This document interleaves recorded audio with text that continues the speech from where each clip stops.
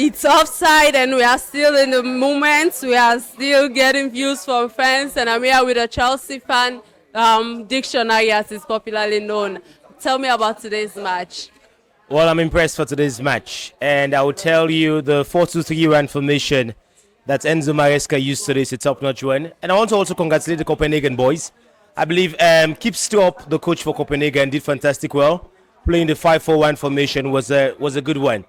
But today, I'll tell you, it was a much deserving victory for Chelsea today. Although at the start of the match, I'll make it very clear that the performance by Jadon Sancho, Achiempong, Moise Caicedo, and Enzo Fernandez was a total mess. I think he came in prepared. I even look at it. I'm looking at this because the stats are here. It's a big mess. It's a very big mess. I'll make it very clear to you that if it was not for the rotation of Chelsea bringing in the Cole Palmer, bringing in also, technically, James also coming into the match, that was the difference of the first leg. So when these players are in the match, there's a commanding that we see in the match. Unlike today, these were just junk of toddlers and Gen Zs who are playing first half for Chelsea. Trust me, if we could have gone out today, Maresca was a total blame for this. I think you're totally pissed with the likes of Enzo. You made mention of Palmer because honestly his influence have been massive in the Chelsea squad. So would you agree with some Chelsea fans and other football fans that they are saying that Chelsea is now called Palmer FC? Well, it's not called Palmer FC. I think Enzo Maresca's system is built around Cole Palmer. So a key consideration, our last match that we played, Enzo Maresca made it very clear that Cole Palmer was suffering from diarrhea. That's why he missed the penalty against Leicester City. That's understood. But we cannot actually build a team around one person. I think Cole Palmer is actually adapting more into the Premier League. And the Premier League is a very tactical league. And they get to understand how you're playing. And the moment coaches and defenders understudies you, it becomes a huge problem. Palmer is still young, he's energetic, he wants to play for Chelsea. But at the same time, to some extent, I think Enzo Maresca is disturbing Cole Palmer. The constant rotation of the Chelsea squad, and also the immaturity of certain players in the Chelsea squad also, and the compatibility between Enzo Fernandez and Caicedo. I'm still questioning these South Americans. For God's sake, they're not compatible. Whenever they play together, it's a total mess. It's the key thing. Unless we need someone like Dewsbury Hall today was top-notch. So are you saying they're having a personal problem or what? It's not a personal problem. It's Maresca. Maresca is the big issue for Chelsea. You've rotated the squad from the first half of the Premier League to the second round now. You're still rotating the squad. The squad that we played with on the first half of the Conference League is not the squad Chelsea is using now. We rotated the squad. Now I can understand. Key players like the Jackson are out. Nkunku, that's a different ball game. That nigga is... We chop him out. Disasi, and shockingly, I saw Badiashile today. I was like, really?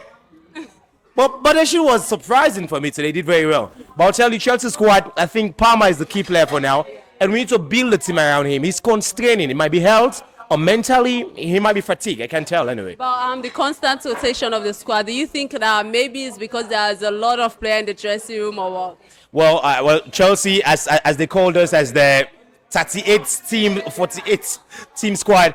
I'll tell you, Boyle and Fergusi, they have disturbed Chelsea. I will not blame that, first of all. The British government, they resorted to any situation with Chelsea they go to right now.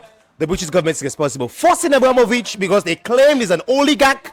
And then he sold Chelsea. And then these two kiddo boys that came in. Man, that is actually just messing the team around. I'm a blunt player. I'm a journalist. So I'm very blunt. So I'm a sports pundit also. I'm very blunt with regards to this. But the key thing here is, I tell you, Chelsea, irrespective of the rotation of the squad, I think the mentality is there, the energy is there. This Conference League is ours. And finally, I'm going to put across a fact. You viewing this might actually check this up. Chelsea is going to be the first team in Europe to win the Champions League, the Europa, and guess what? This Conference League is ours. So like when England says football is coming home. You're playing amongst your grandkids. So we're expecting you guys to win actually. Well, I think for me, Real Betis is the tough contender. Fiorentina is also a tough contender for me. And how Chelsea is playing right now, if we were to play against Betis, we're losing. Betis won today 4-0. That's aggregate. It tells you how much they actually squeezed this Portuguese team.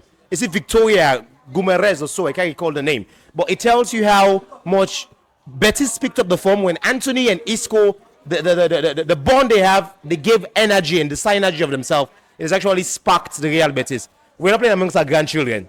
We left that during the group stage. Now it is ballless game, and I'm happy for Enzo Maresca incorporating James into the squad, Palmer, and also Sanchez, our goalkeeper. Although he's quite a toddler by mentality, I'll tell you it's a good one. And I'm actually looking forward on Chelsea having Jackson into the squad again. Because Nkunku, despite stopping the goal chats, he's not in form. So that's the key thing for me for I Chelsea. think you have a lot to say about Chelsea, but we'll keep that for another interview. Lastly, I want to ask who is your standout player for today? My stand-up player today, Dewsbury Hall.